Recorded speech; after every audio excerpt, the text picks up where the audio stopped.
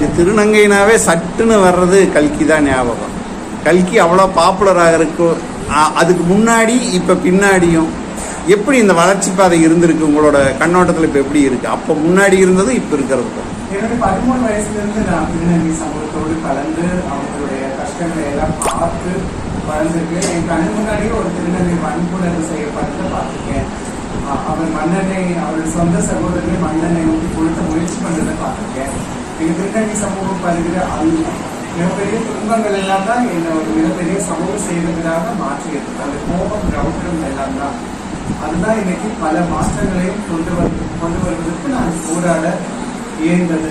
இன்றைக்கு ஒரு கடைக்குள்ள நுழையறதுக்கு, ஒரு உணவகத்துல, ஒரு ஹோட்டலுக்குள்ள நுழைஞ்சு 2 இட்லி வாங்கி சாப்பிட்றதுக்கே கஷ்டப்பட்டு இருந்த பொள்ளாச்சி திருநங்கைகள் இன்னைக்கு தாங்களே உணவகம் ஆரம்பிச்சு பிரியாணியை பரிமாறுற அளவுக்கு வந்திருக்கோம் அப்படின்னா இது ஒரு மிகப்பெரிய சமூக வளர்ச்சி தான். சமூக வளர்ச்சி